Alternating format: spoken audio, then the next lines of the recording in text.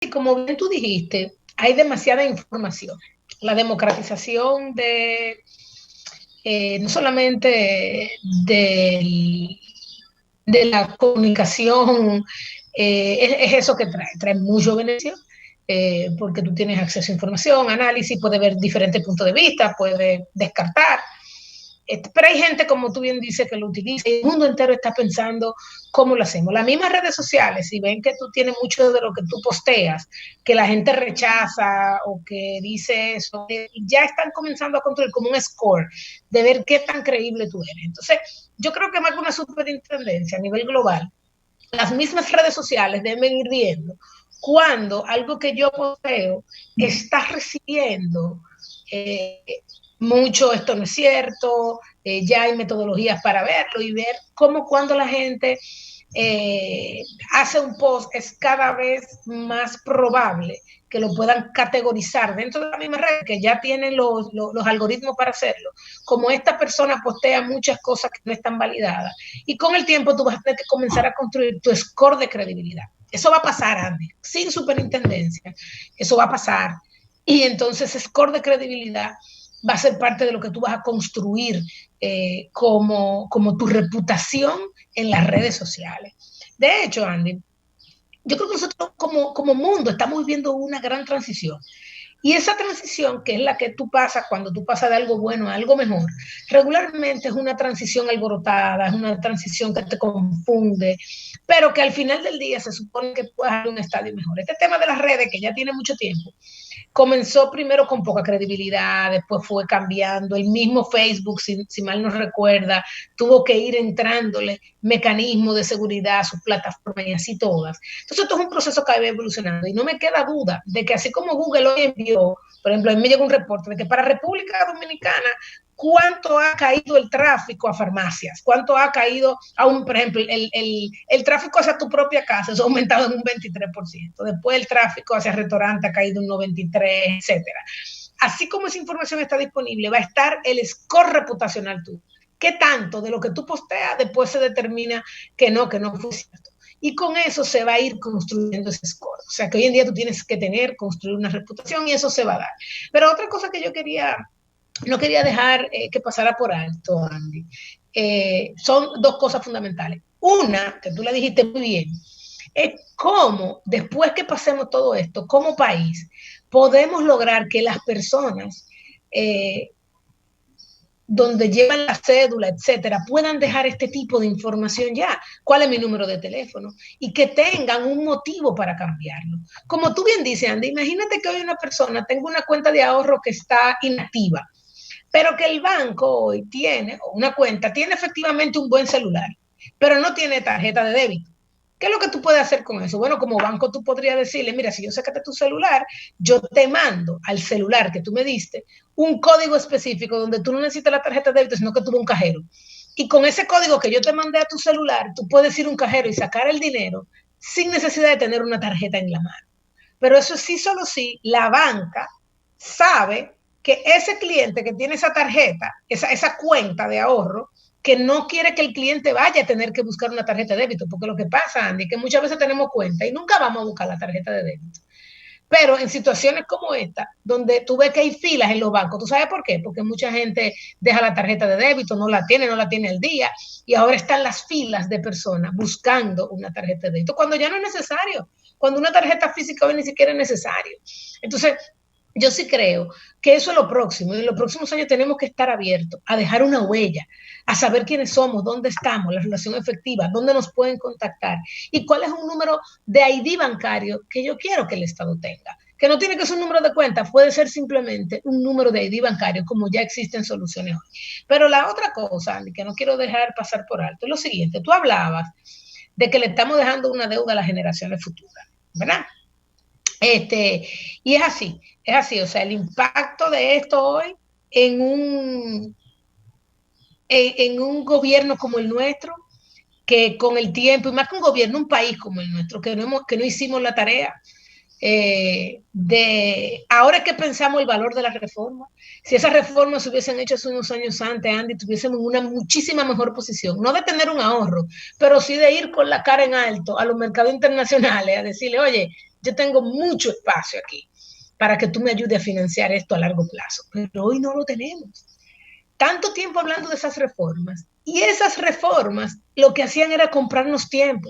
Hoy nos llega una situación como esta, y como tú dices, ¿a dónde vamos a mirar?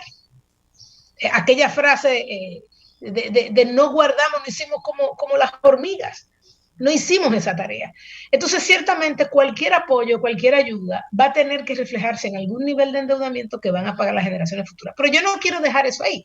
Mi punto es que, bueno, si las generaciones futuras tienen que pagar, Andy, pues van a tener que pagar. Porque tú sabes también qué es lo que nos pasa, Andy. Que hoy en día a los muchachos jóvenes le estamos dando todo lo que quieren. Educación de primera categoría, no sé qué. Y después los retornos de eso, ¿verdad? Se quedan a futuro, oye, bueno, pues parte de lo que le estamos diciendo en el fondo, mira, es que llevarte donde te estoy llevando tuvo un costo. Y hoy yo estoy pagando una parte, pero tú mañana vas a tener que pagar otra. Y es lamentable, y uno no quisiera, tú lo dices con dolor, contra, le estamos dejando solo a los hijos, bueno, pero también le estamos dando un grupo de cosas. El hecho de que hayan unas carreteras para que sus padres puedan ir a trabajar a Punta Cana, para que tengan el dinero, para que esa persona pueda tener una mejor educación de la que hoy tiene, es parte de eso. Entonces, es verdad, no, lo vamos a ver con dolor, pero yo no quiero que solamente lo veamos así.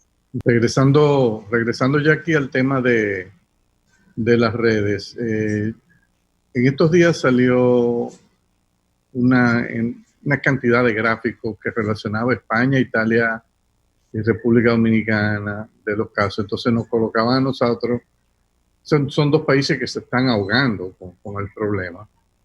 Entonces pintaban a República Dominicana como un país que iba al ritmo de que iban pasando los días, iba todavía mucho peor que el caso de Italia y España. Y entonces tú notas ahí una malicia, una distorsión de la realidad, que solamente podía estar persiguiendo o tratar de desacreditar al gobierno, el esfuerzo que están haciendo las autoridades, hablar mal de nuestro país, ponernos como un país eminentemente salvaje. Yo reconozco que nosotros tenemos serios problemas de nuestro sistema sanitario.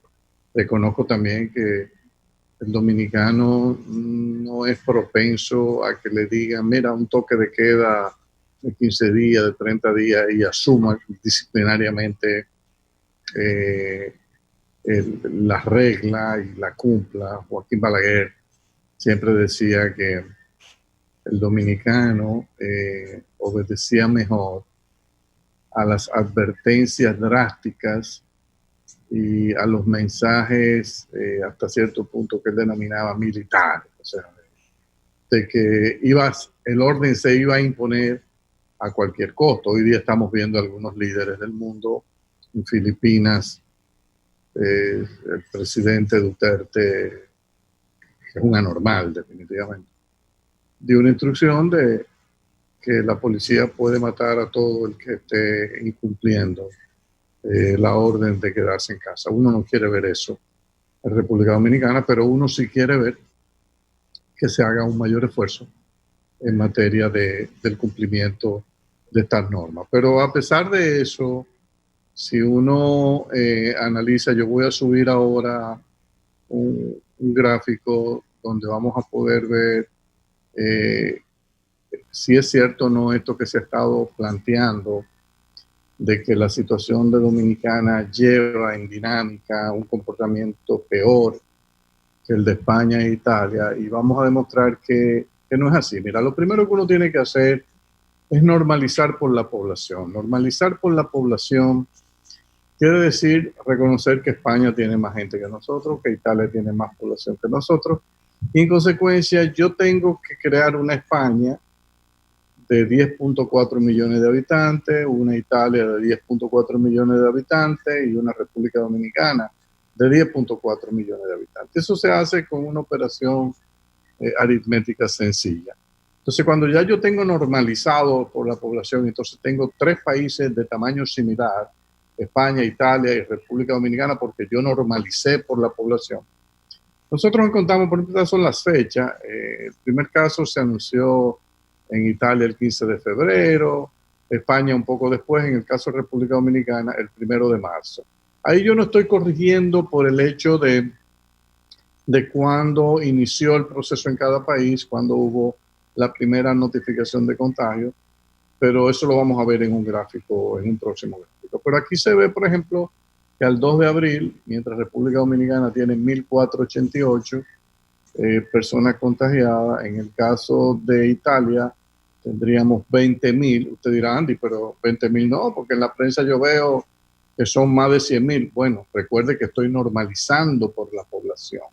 He tenido que dividir la población de Italia por 5.78 para hacerla igual a la población de Dominicana. En España tenemos 24.500. Entonces, y cuando tú entras a la base de Johns Hopkins University, te vas a dar cuenta que no, que más de 100.000, pero de nuevo, tuve que dividir la población y los casos de España por 4.487 como una forma de poder crear un patrón comparable con Dominicana.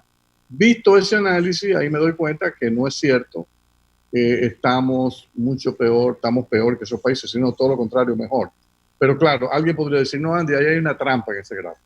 Y es cierto, porque arranqué con Italia el 15 de febrero, poco después con España y Dominicana el 1 de marzo, que arranca después. Entonces yo debería tener algo donde elimine de la franja horizontal del gráfico las fechas y ponga días. El día 1 unificando en ambos casos. Déjame ver cómo puedo pasar al próximo gráfico. Aquí estoy haciendo lo mismo, pero puse a todos a arrancar en el mismo día. Ahí en el día 1, ese es el primer día para Italia, para Dominicana y para España. Y ahí veo cuál es la tendencia. Y de nuevo, normalizando por la población. Al día 33, República Dominicana está con 1.488 casos. Al día 33, Italia tenía unos 6.100 casos y España unos 19.000 casos. Claro, ajustado el tamaño de la población a República Dominicana. Esos son España del tamaño de Dominicana, Italia del tamaño de Dominicana y Dominicana en su tamaño. Entonces, eso es perfectamente comparable. Cuando uno ve ese gráfico, uno dice, bueno, pero entonces nosotros de alguna manera es posible que las políticas de distanciamiento social que en República Dominicana se adoptaron con mucho más rapidez, y eso hay que decirlo, en los casos de España e Italia no ha permitido tener una curva de contagio un poquito más aplanada y menos abultada que la que se vieron en el caso de Italia y España. Tengo que hacer una salvedad. Yo no tengo información en esta gráfica de cuál era el nivel de penetración de los tests en cada uno de los países, España, Italia y Dominicana, en ese momento. O sea, aquí yo no te puedo decir si quizás Italia y España estaban haciendo más pruebas mucho más rápidamente y en mayor cantidad que República Dominicana.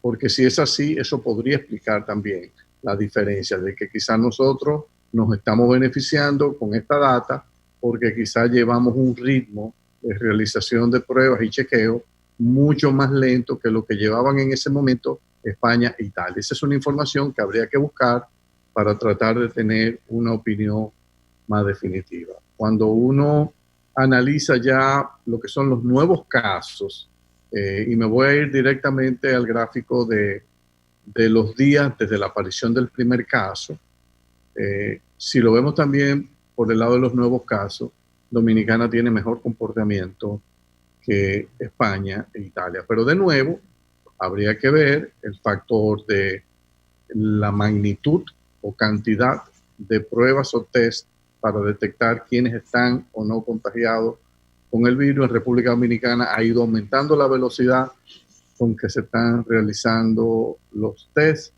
y esto es un elemento a tener en cuenta. Lo otro es que en el caso de España e Italia, uno tiene que reconocer son poblaciones un poco más viejas, poblaciones también, son dos países con unos niveles de consumo de cigarrillos tradicionalmente mucho más elevados que la República Dominicana y habría que ver si esto incide o no también en en la cantidad de casos y la gravedad de los mismos. Pero el mensaje que quiero llevar es que nosotros no contribuimos en nada, Jackie, con difundir en las redes mentiras o verdades incompletas, porque lo que hacemos es crear un desasosiego en la población y contribuir al miedo. Mira, no hay cosa más terrible para la economía de cualquier país que el miedo. El nivel de impacto que está teniendo el miedo en Estados Unidos que ha obligado a muchos gobernadores a comenzar a hacer ya cuarentena, lockdown, va a ser terrible. Entonces, debemos tratar de ser prudentes con la información que subimos a las redes. Vamos a una pausa.